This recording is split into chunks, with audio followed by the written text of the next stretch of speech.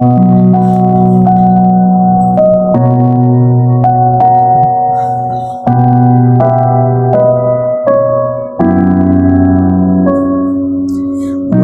my way seems dark and drear, and the future I don't know, my heart feels so empty as the tears unending flow.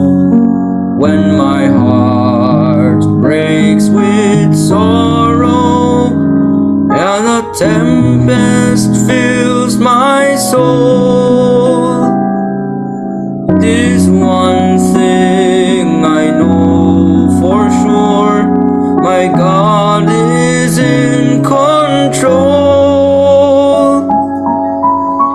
His way is perfect. His way is perfect. Though I don't understand His wise and loving plan, His way is perfect. His way is perfect.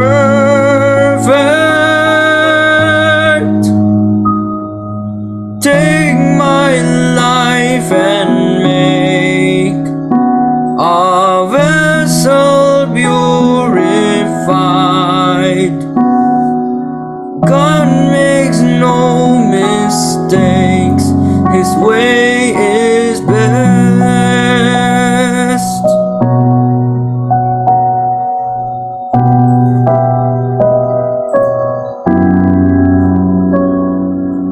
When the toils of life are come and my heart is worn with care, I face beneath the burden of a cross I cannot bear.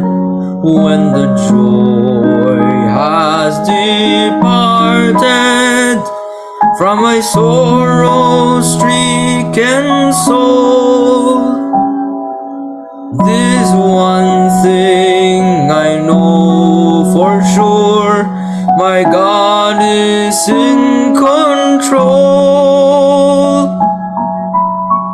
His way is perfect. His way is perfect. Though I don't understand His wise and loving plan, His way is perfect. His way is perfect. Take my life and make a vessel purified. God makes no mistakes. His way is best. His way is perfect. His way is perfect. Though I don't understand His wise and loving plan, His way is perfect.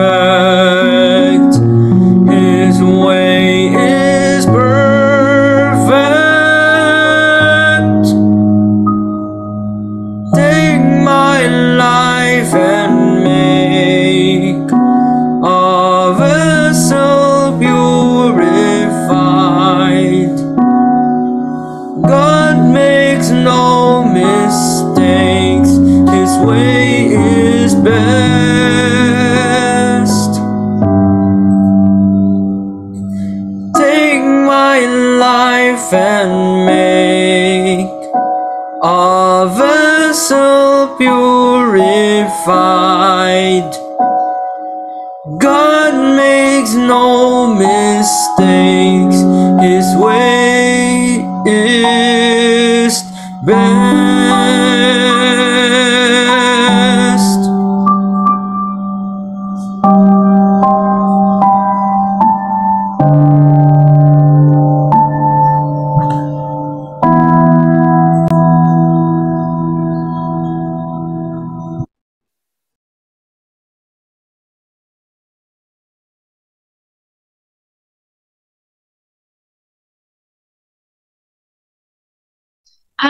Isa pong mapagpala, maligayang araw po ng Sabat sa inyong lahat. Ako po ay nalulugod na makasama po kayo ngayong araw ng Sabat. Bagamat magkahiwalay po tayo, I believe na this is an opportune time dahil it's Sabat at talagang magkakasama tayong magsamba sa ating Panginoon. Brother Hardinico, yung kumanta po kanina, maraming salamat sa napakagandang diwa ng awit. Hindi ko alam kung you considered your song choice dun sa aking topic, but usually talaga pag yung kahit na hindi nag-uusap, pag nagsasalita po ako, yung message nung prior na kanta is related po dun sa aking topic. So, brother, maraming salamat sa napakagandang diwa ng awit kasi related ito na, yun nga, even though we don't understand, God's way is perfect and God's way is best. Ipapahagi po ako sa inyo itong aking, before po ako pumalaot sa aking pagsasalita, nais ko pong ibahagi sa inyo na ako po ay a firm believer of the bikini principle. Ano po ba yung bikini principle na yan? Di ba alam niyo naman po kung ano yung itsura ng bikini, di ba? Sinusuot ng mga babae. Ang ibig sabihin po niyan is speak just enough to cover the most important parts. So, that being said po, hindi po ako magsasalita ng masyadong matagal because I believe po na yung attention span ng tao is just for a short time. So, para mas ma-digest nyo po yung mensahe, ay talagang sisikapin ko po na hindi po masyadong matagal yung aking pagsasalita.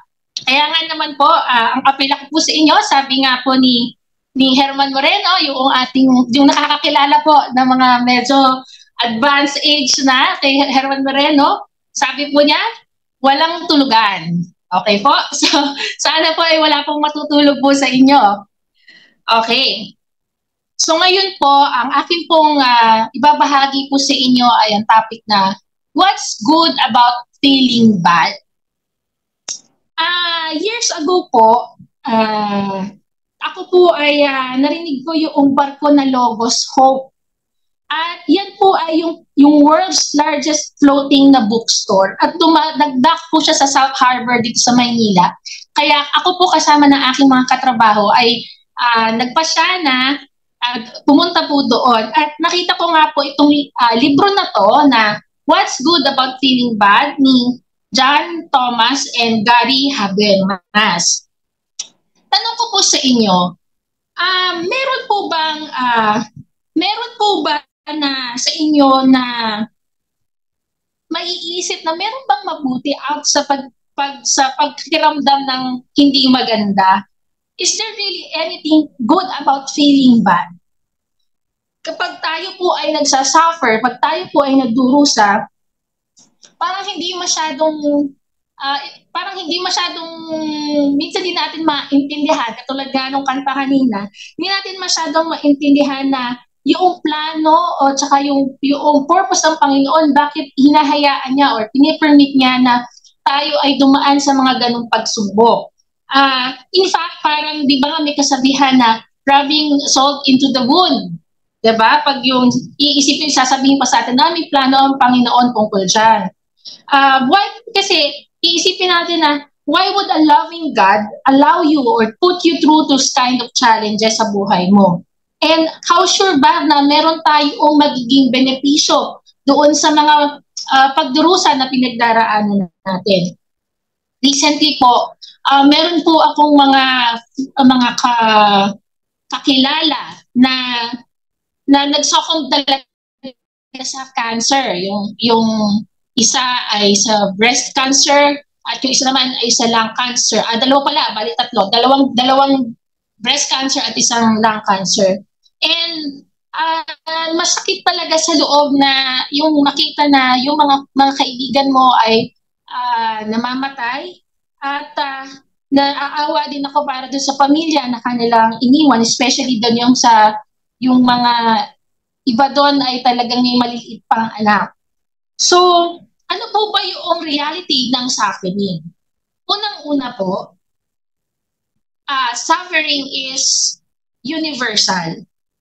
Lahat po ng tao nagsasuffer regardless kung anong race nila, kung anong gender nila, anong intelligence nila, or financial status or health. Parang financial status or faith, I mean. Lahat tayo ay nagdaraan, walang exempted sa pagdurusa. Mayaman ka man o mahirap, may ngipin o wala, talagang lahat tayo ay nagsasuffer. Kasama na po dyan yung mga natural disaster, mga aksidente, at ganoon din na yung mga physical illnesses na nagdudulot sa atin ng pain, ng sakit. Pangalawa, yan nga, suffering is painful. Yung saltang sakit, just hearing this word, talagang it brings us a feeling of discomfort kasi hindi nga siya pleasant experience. That is why, kapag tayo ay nakakaramdam ng pain, sa katawan, malimit sa mga tao, they take painkillers para maisan yung sakit or mawala yung sakit. And then, number 3, suffering is personal. There is no correct way to suffer. Sabi ko dito, although certain aspects daw ng human suffering ay common, yung experience daw actually is a truly individual process. Kasi kanya-kanya tayong pinagdaraanan. Diba? And then, number 4, suffering is unnerving.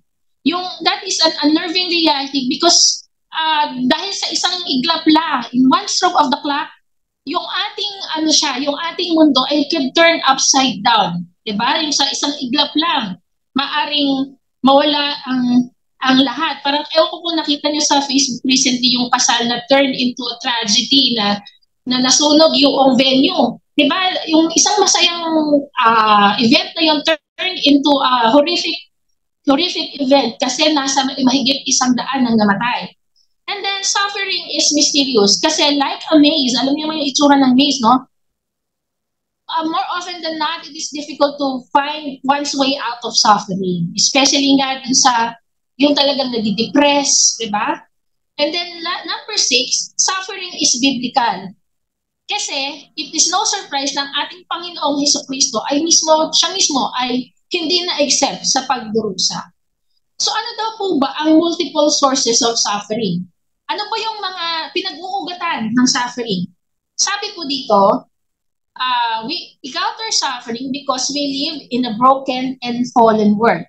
Yung broken and fallen world natin dahil na ang tawag dito, na sira ng kasalanan ay talagang nagdulot ng nag-produce ito ng mga disasters, ng kaguluhan at iba pang mga catastrophe. And then pangalawa, of supernatural causes. We encounter suffering because of supernatural causes. Katulad nung nangyari kay Job. Alam naman natin yung nangyari kay Job sa Bible character na yon, na yung pagdurusa ni Job ay resulta ng intervention ni Satan na pinahintulutan ng ating Panginoon na maranasan niya. And then number 3, we suffer also because of other people's choices. Kasi minsan kahit naman hindi natin kasalanan, ay tayo ay nagkakasala. So the poor choice of Adam and Eve has dramatically affected all of humanity. Minsan nga, ginajoke ko nga lang, pag halimbawa na nagkakaroon ako ng dysmenorrhea, sasabihin ko, kasalanan to lahat ni Eva kung hindi dahil sa nagkasala, hindi namin pagdadaanan ito na mga babae na namimilipit sa sakit na tawag dito, na nagkakaroon ng menstruation. Well, anyways, number 4 po, of the choices that we make. Well, majority po yung causes ng suffering natin is caused by the people themselves. Yung it is brought about by ourselves. Kasi, unang-una, suffering is due to defying God's will. So, alam naman natin na na especially sa loss of health, merong loss of health na pag nilabag natin, natural ay magkakasakit tayo.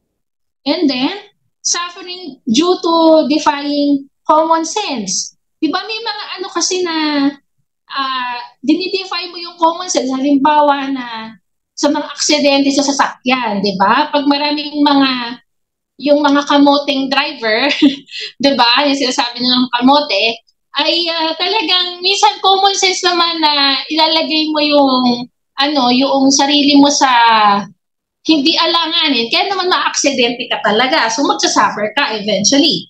And then, number 3, nagsasuffer ka rin due to obey God's calling. Kasi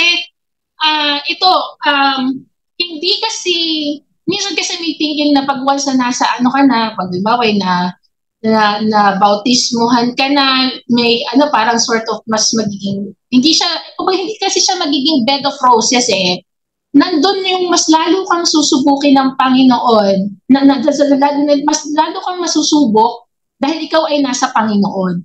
Kasi syempre naman, di ba, si Satan, di ba, kung nasa kanya ka, hindi ka lang niya masyadong susubukin, pero pag ikaw ay nasa Panginoon, talagang nandun yung dumadating yung lahat ng klase ng pagsubok. Yun. And then, especially doon nga pala, doon sa nabanggit ko doon sa kanina na especially yung sa pag-disregard natin sa loss of health. Siyempre, tayo ay magkakasakit. May sinasabi nga na, do what makes you happy. Pero they disregard yung loss of health. Pero yun nga po, when we don't take care of ourselves, we don't only sin against God, but we are also being unfair to our loved ones. Kasi nga po, dinidisregard po natin, teka lang po ha, malolobat po yung aking cellphone. When we disregard po yung ating, yung loss of health, we get sick and we deprive them of yung quality time na dapat ay mai-spend natin, kasama natin yung ating mahal sa buhay. And also at the same time, we also deprive them of the financial resources na otherwise it could have been spent to other useful purposes rather than do sa panggastos natin sa gamot. So especially nga yung mga kilala natin na naninigarilyo at ano-ano mga bisyo, actually we are being unfair to their family kasi nga dahil sa mga ganong poor choices that they make. So parang ito yung sa lesson din natin kanina, yung regarding sa related sa direction. Ang suffering has inward direction sa atin. Ang Bible, ang Biblia daw po natin ay nagtuturo na ginagamit ng Panginoon ang suffering para tulungan tayo to look into our hearts and lives. So, the following daw po are the ways in which suffering moves us inward. Sabihin yung yung sa ating sarili. Kasi, number 1, nais ng Diyos na magkaroon tayo ng purified faith. Yung suffering po ay pinatitibay po tayo. It toughens us.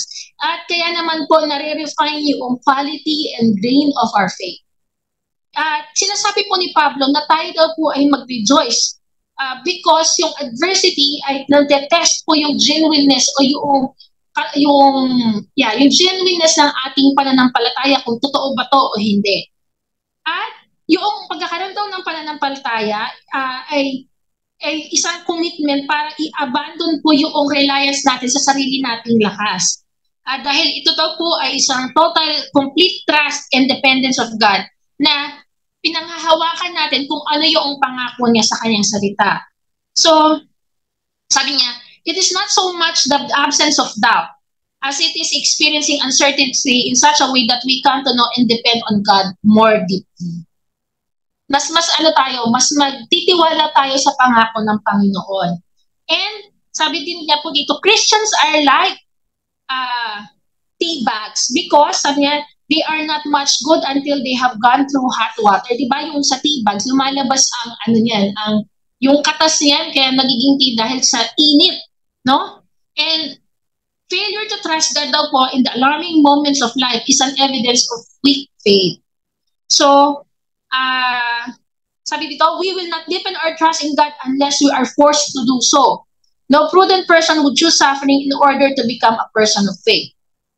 But, yun nga po itong mga pagdurusa na pinagdaraanan natin ay nakakapagdulot sa atin ng purified yung sakdal na pananampalataya. At katulad nga po ni Job, our truth in God is to be based on what we know to be true about God and His character. Na alam natin ang Panginoon is hindi niya tayo nais na mapasama. And then God also desires a humble heart, yung isang mapagpakumbabang puso. Kasi yung suffering ay ginagamit din ng Panginoon as a means of eliminating yung pride chicken natin, yung pride. At sabi dito, ang buhay daw po natin is maraming distractions. Kaya naman, distraction na nakakapag-hinder sa atin para magkaroon ng isang intimate relation sa ating Panginoon. So, God may need to introduce suffering in order to redirect our attention back to Himself. So, kapag yung ating daw self-pride is crushed, then we are broken and humbled. Kaya naman tayo ay magre-rely sa ating Panginoon at hindi sa ating sarili. Niisip ko nga, kahit yung mga mayayaman, may problema din yan. Although nakita natin, ang dami nilang mga material possession and they look to be happy, they seem to be happy, pero I believe na lahat tayo ay may kanya-kanyang mga suffering na pinagdaraanan, mapayaman man o mahirap, because kung tayo ay nasa atin ng lahat, din hindi na po natin kakailanganin ng Panginoon. So, sabi nga po dito, yung pride daw not only affects our relationship, it also distances us from Christ. Nalalayo tayo sa ating Panginoon. And yung pride is not just a character flaw, but it is a sin. So, sabi po dito, it is easier to act spiritual when all is going well. Kaya naman po, pag yung hayahay ang buhay natin, we tend to take our blessings lightly or we take it for granted. Kaya naman, we sometimes regard them as benefits of our own hard work rather than God's provision. So, maganda rin na magkaroon tayo ng pagpapahalaga na ang lahat ng ating tinatamasa talaga ay galing sa provision ng ating Panginoon. And then, next is, God desires to test our faithfulness. Like sponges po, yung Christian faith daw is tested on the tough jobs. So, kahit naman ikaw ay Kristiyano ng 10, 20, or 30 years, yet, yung true test na ikaw ay isang totoong Kristiyano is kapag ikaw ay sa panahon na ikaw ay na-grip with adversity. Kumbaga, kung sa panahon na ikaw ay nasa ganyang mga pagdurusa. So, katulad nga ni Job, sabi pa dito, he was a man of righteousness and a true worshiper of God. Mayaman siya, and he was faithful to God and his family, and he had everything going for him, no? But, sino nga naman na mag-aakala dito sa tide of events na nawala yung kanyang livestock, yung animals, yung camels niya, yung mga servants and shepherds niya, mga anak niya, lahat na tegi. O, di ba? Job's tragedies only brought forth his deep faith in God. Kaya naman, ang Panginoon, sabi ito, we want to believe that we want to believe that the enemy is adversity, but Job realized that the real enemy was not what had happened to him. Kumbaga, talagang it is yung struggle din niya sa kanyang sarili na, sabi dito, God wants to see that the real enemy lies within our hearts, na tayo ba ay sa kabila ng mga pagsubok na yon, magtutiwala pa rin ba tayo sa ating Panginoon? Sabi nga ng Panginoon, my grace is sufficient for you, my strength is made perfect in weakness. And yung ating mga sakit at yung mga affliction is a God's way of testing your quality and your faith. And then, next, God desires well-behaved children. Katulad ng mga magulang na tayo ay nagre-receive ng discipline from our parents, we also receive discipline from yung ating Panginoon. But we know that God's discipline is perfect. So, sabi niya, seldom would we dare to discipline someone else's child. Diba ako kasi hindi pa naman po ako magulang, ano? Pero usually, ang nagbibigay naman talaga ng discipline ay yung mga anak, yung mga magulang sa kanilang mga sariling anak. Kaya naman, sabi, in the same way, God disciplines only His own children. Diba? Napakagandang nito na talagang kung tayo ay anak ng Panginoon, tayo ay kanyang disiplina. And at times daw po, medyo nade-delay yung kanyang discipline, na kaya giving us an opportunity to return to Him on our own. Pero pag tayo daw po ay lalong na bulit sa kasalanan, God may need to bring the sting of pain into our lives in order to get our attention. So yun nga, somehow natatapik tayo, no? Katulad ng mga magulang daw po, ang gusto kanilang mga anak ay maging healthy and mature adults, God also wants to have well-behaved children who will mature into spiritually stable and healthy adults. So, ano yan? Sabi dito, why God disciplines us? To teach us obedience, to bring about confession and repentance, to demonstrate His love, and to help us know Him in a personal way. And lastly pala, to make us holy. So yan yung mga nais ng Panginoon na magkaroon tayo. And minsan ginagamit niya din ang suffering to protect us from ourselves, especially from yung disastrous choices that could destroy po yung ating mga pamilya. And then, sa forward direction po, so may inward na, meron tayong may inward, and then ngayon naman po ay yung forward direction. So nais ng Panginoon na tayo ay lumago sa sa ating pagdurusa. So ano daw po ba yung mga paraan na makakatulong sa atin na kung paano tayo mag-spiritually grow sa kabila ng mga pagsubok? Number 1, God desires to mature us. So kapag sabi niya, in order to build His strength into us, we must first tear down our natural strength. Kasi nga naman, sabi po doon sa James 1:2-4, my brethren, count it all joy when you fall into various trials, knowing that the testing of your faith produces patience. But let patience have its perfect work, that you may be perfect and complete, lacking nothing. So somehow talaga, it will really, it will make us a rounded Christian talaga na tumadaan tayo sa furnace of trials para ma-produce yung ating pure faith sa ating Panginoon. He wants us also to have every area of lives in balance. And sabi nga po dito, to help us mature spiritually, God knows just what buttons to push, kung ano yung pipindutin na buttons, just what trials to bring, and just what crisis to put into our lives. As we are spiritually toned by suffering, the character of Jesus is bred into our lives and we become more spiritually balanced. Parang yung ano po yan, yung sa cocoon, di ba? Na yung butterfly, cocoon pa lang siya na kailangan niyang mag-force into way, yung force itself para dun sa cocoon, para siya ay lumabas, para lumabas yung fluid na yun out of its body para maging ganap siya na butterfly. Sabi nga po dito, we would not develop the emotional and spiritual maturity we need if God remove all the struggles in our lives.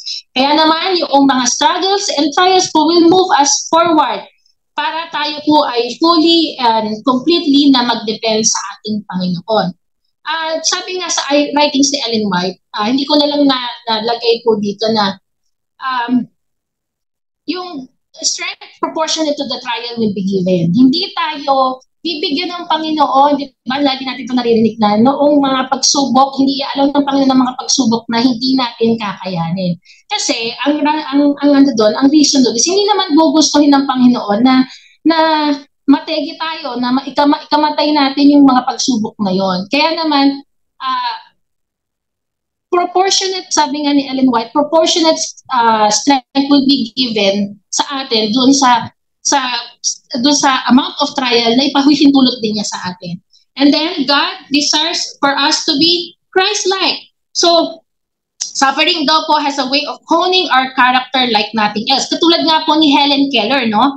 Na naging, di ba, alam niyo yung tree na poem? Sabi po dito, Heller became very sick, pero sabi niya, sabi po dito, although she recovered from her illness, she would never again be able to see or hear. Pero, inalaw ng kanyang mga magulang na mag-hire ng teacher na si Annie Sullivan para turuan siya to communicate by reading words written on her hands. So, she was able to attend college and became a world-famous speaker. Pero ano siya, blind and kumbaga, deaf siya, blind and deaf. she would never again, although she recovered from her illness, she would never again be able to see or hear. So blind and deaf siya. So sabi niya, character cannot be developed in peace and quiet. Only through experiences of trial and suffering can the soul be strengthened, vision cleared, ambition inspired, and success achieved. So, tayo bilang mga Kristiyano, we experience also yung similar acceleration and deceleration patterns. So, when traveling down sa level roads, yung pag tayo level lang yung road, we maintain yung acceleration natin, yung movement natin, parang sa sasakyan.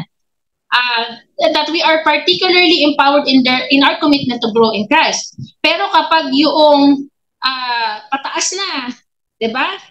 Medyo bumabagal na. Kaya naman, like the heavy trucks sabi dito, when they encounter the steep ordeals of life, forward momentum sometimes they diminishes. They either crawl or stall.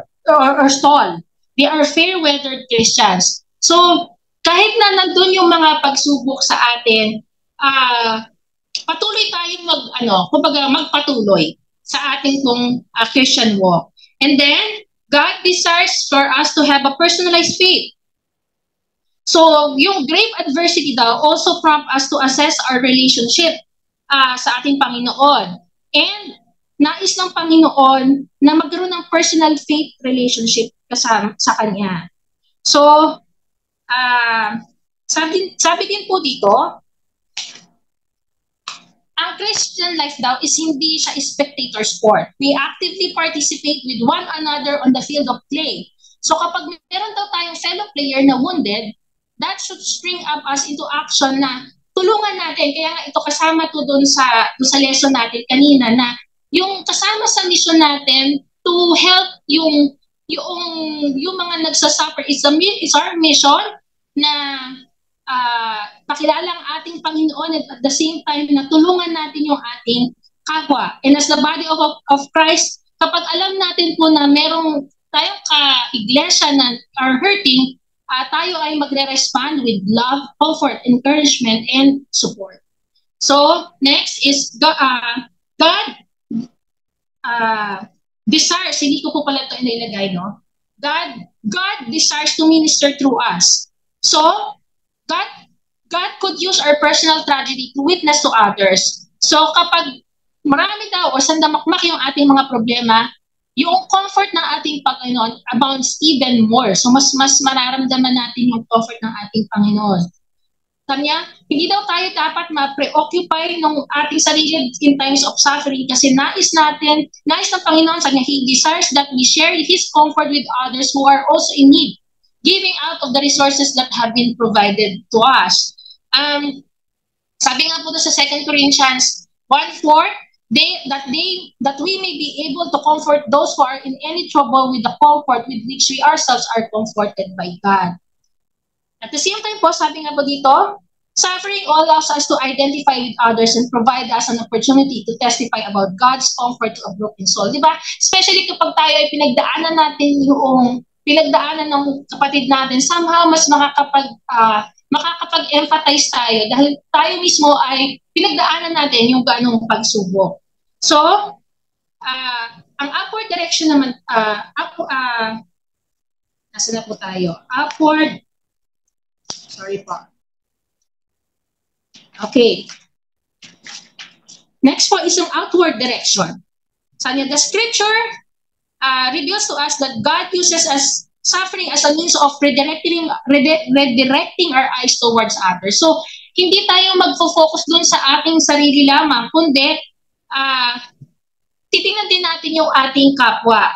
Paano tayo makaka-comfort sa kanila? So, nais ng Panginoon God desires to build His kingdom kasi nais ng Panginoon na we win people to Christ.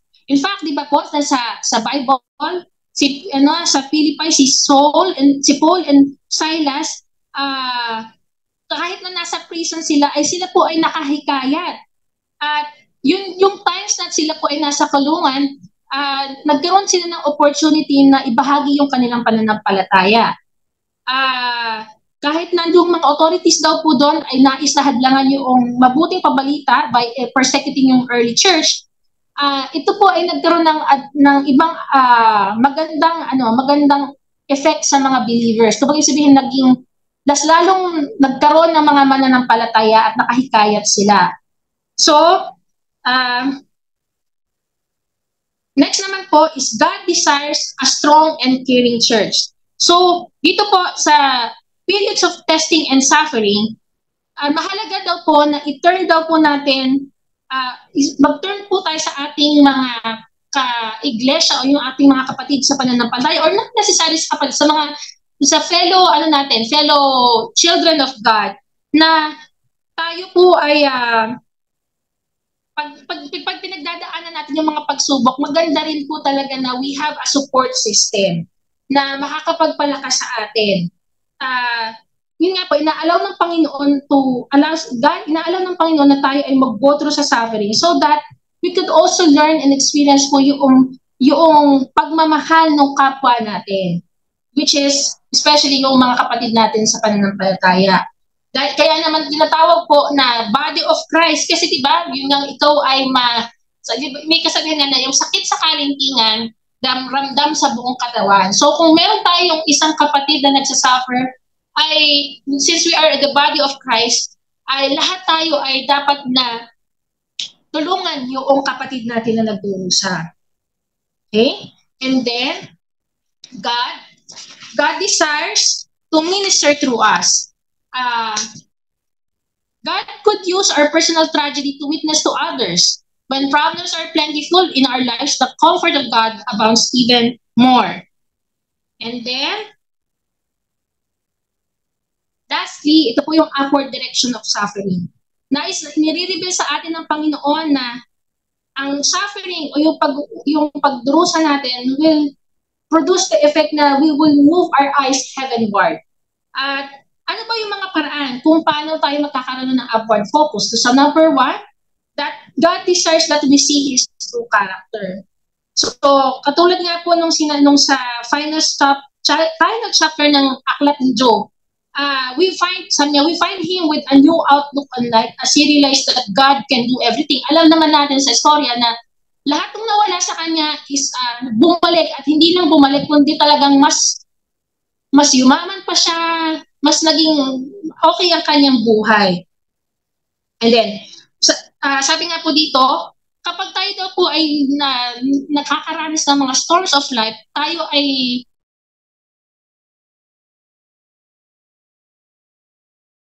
control, waiting for nag-iintay ang Panginoon para ma-demonstrate yung kanyang kapangyarihan para pakalmahin yung puno sa ating buhay. And then, God desires to prepare us for a blessing. So, yung steadfastness daw po ni Job, hindi lang po ito meaningful but also recognized by the Heavenly Father as worthy of reward. Kaya naman po, ibinalik ng Panginoon sa kanya ang lahat-lahat. And then, lapit na po tayo matapos. God desires to give believers dying grace. Sabi nga, we will all die someday, but only God knows how and when. Thinking about one's death is not pleasant for many people, but for the believer, it should not be the cause of fear. Through death, we walk in the presence of God. So, ito nga po kahit si Pablo po, kahit na siya pa ay humaharap sa kabatayan, hindi po yun nakahadlang puro para sa kanya para i-exalt yung ating Panginoon. Because alam ni Pablo yung Diyos na kanyang pinaglilingkuran na kayang kontrolin ang buhay at kamatayan. And after all, kahit si Jesus Christ po was risen from the grave. And then, God desires to reward those who endure. So, sabi nga, ang magtiisang sa wakas ay maliligtas. Patuloy po tayo na mag-persevere at mag-endure sa kabila po ng mga pagsubok na ating pinagdaraanan. Ang reward po kasi sa niya, heaven and eternity with God truly are rewards for those who suffer. But this reward has a condition, that is, we must endure. So, Paul assures us that earthly suffering cannot compare with the glory that we shall one day experience. So, ito lahat po ng mga pinagdaraanan natin ay we look forward to that blessed hope. Diba? And then, lastly, God desires us to be glorified. Higit sa lahat ng mga pinagdaraanan po nating pagsubok ay nariyan yan para lahat sa ikaluluwalhati ng ating Panginoon. Actually po, sabi ko dito, when we allow God's glory to be displayed in our lives, we are more than ourselves. We are supernatural reflection of the divine. Kaya ma-amaze ka doon sa mga taong nasa Panginoon, they are at peace. Kahit na sila ay mamamatay, andun yung katatagan nila na sila ay hindi, kumbaga, hindi sila magpapa-apekto at hindi sila hindi sila disheartened na maglingkod sa ating Panginoon sa kabila ng mga pagduruso na kanilang pinagdaraanan. Kaya naman po, imbis na magtanong tayo na, why me, Lord? Bakit? Minsan kasi tinatanong, bakit ako, Panginoon? Ibig bang sabihin dapat yung kapwa ko na lang? Diba? Kasi, there's a better approach to that. Na, imbis na, why me, Lord? Ang dapat natin tanong sa Panginoon is, what do you want to teach me, Lord? Ano ba, Panginoon, ang gusto mong ituro po sa akin? Ito po, may ibabahagi po sa kanya before I end. This is my first time to share this outside the confines of the close circle that I have. No? Noong pong June ay na ano po ako, panay kasi matagal na ako kinukulit ng nanay ko na yung sa mata ko, para siyang lumalaki na namumula siya. Actually, years na yun, mga during the pandemic, napansin ng nanay ko na lumalaki. Lagi niya sinasabi sa akin na magpa-check up ako. So, after nung during the pandemic pala, nagpa-check up ako doon sa doktor ko sa mata na nag-basic din ang mata ko. Sabi niya, aesthetically, kung ano yan, kung gusto mong ipatanggal, aesthetic lang naman siya, pwede mong ipatanggal. So, I thought na it was just, yung okay lang, kasi aesthetic lang naman pala eh. So, later on, yun nga, nanay ko kulit na, lumalaki na siya, hanggang sa, napapansin ko na yung mga tao, dito, yung, mas napapansin na yung mata ko, sabi, bakit mo mamula yung mata mo? So, ako, I decided to go back doon sa doctor na yun. Tapos yung doctor na yun, refer ako doon sa isang doctor. Tapos, yung doctor na to, dahil sabi niya, parang itsurang conjunctival lymphoma yan. So, ako in-refer ako doon sa isang doctor na ophthalmologist at the same time oncologist. So, yun nga po, it was confirmed na it was conjunctival lymphoma. Kung titingnan mo siya, para lang siyang maliit. Pero dahil sa nasa mata siya, medyo malaki siya para sa mata. So, to make the long story short, I was scheduled po na inopera, tinanggal po yung conjunctival mass, and at the same time po, cryotherapy, yung parang pinrelease po yung part ng mata ko dito na meron silang gas na in-apply na malamig sa aking mata. But yun nga, binayopsy siya, hindi pa nila masabi, nung binayopsy kung whether cancer siya or not. So, after nun, nag-undergo ba siya, yung yung agony of waiting na nakaka-stress din in a way, although pinapasadus ko naman lahat. And then, after nun, nagkaroon ng staining yung binayopsy na material, hindi pa rin masabi whether it is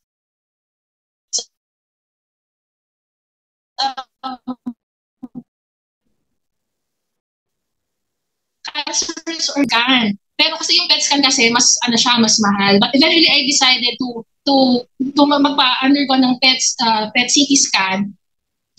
At recent ko kahapon lang po sa doktor ko po na although may initial findings na based do sa report na nakuha ko, pero at least sinabi ng doktor ko yesterday na na walang significant findings doon sa aking PET CT scan. Although of course may mga minor findings, pero yung mga regarding sa mga iba pang bagay, pero at least hindi siya wala akong cancer. So, noong time na yon na nag-undergo ako dun sa ganong proseso, andun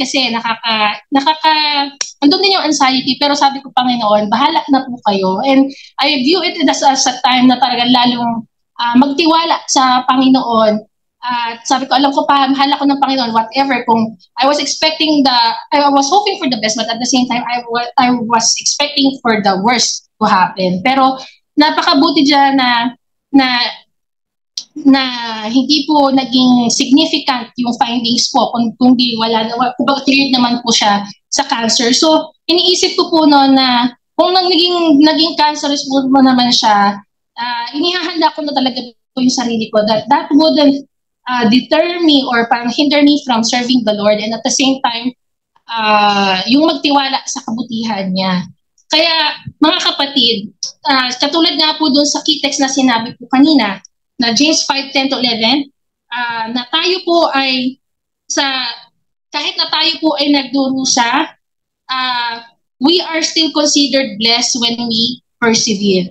At yun lang po mga kapatid, at sana po ang dalangin ko ay patuloy po tayong magkaroon ng malalim na relasyon at malalim na pananampalataya sa Kanya.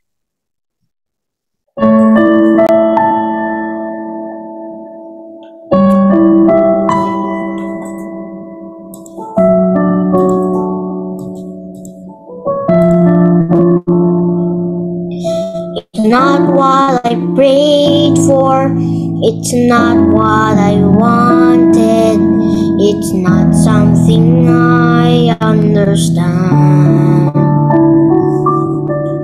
My circumstances seem so confusing, I'm placing it all in your hands. Your ways are higher than mine. I want mountains to move, but you want me to climb.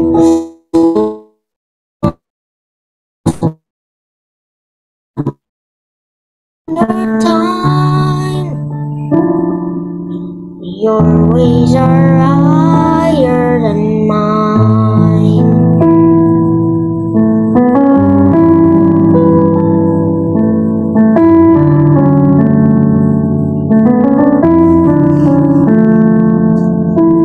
One day I'm sure I will look back and marvel at how you knew best all alone.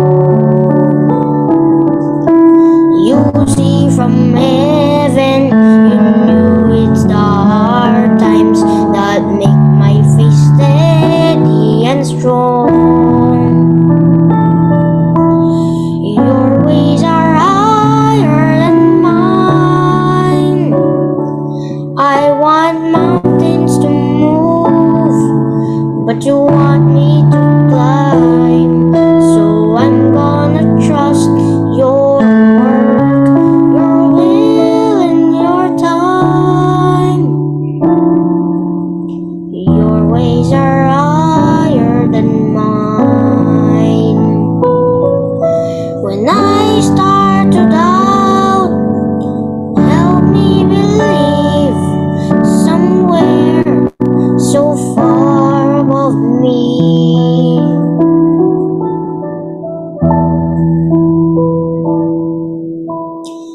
Your ways are higher than mine. I want mountains to move, but you want me to climb. So I'm gonna trust your word, your will and your time.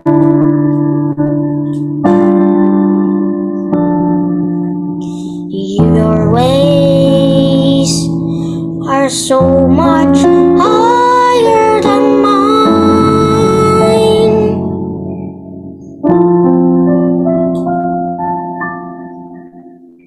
Your ways are higher than mine.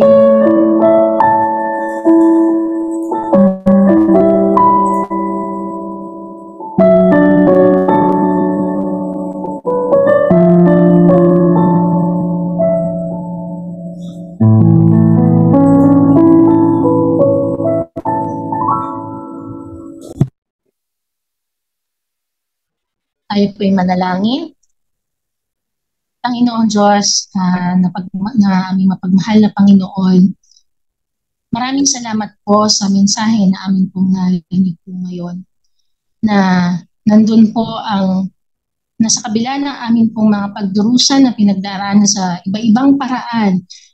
Nandun po ang katiyakan na kayo po ay sasamahan po kami sa lahat ng ito. Tulungan po niyawa po kami, Panginoon, na mas lalong lumalim po ang aming relasyon sa inyo. Ganon din po ang aming pananampalataya. At katulad nga po ng mga kanta na naawit kanina, na bagaman hindi po namin po maintindihan minsan ng mga bagay na bakit nangyayari to, ay your ways are higher than our ways, and at the same time your way is perfect and your way is best. Nawa, Panginoon,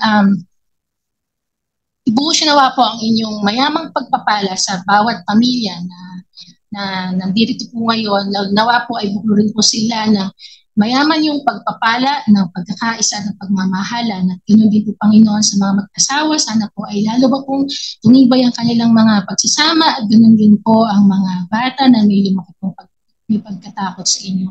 At ganoon din po sa mga kanya-kanya po naming pinagdaraanan. Alam niyo po ang mga aming mga hibit po sa inyo. Sana po, Panginoon, ay ito po yung pagkaloob ko, ito po yung naayon po sa inyong kalooban at makakabuti po para sa amin. At nawa ang pagpapala ng Ama, ang pagmamahal ng Anak at ang pakisama ng Banal na Espiritu ang siyang sumalo. Kung aming samot dalangin sa pangalan ng Jesus.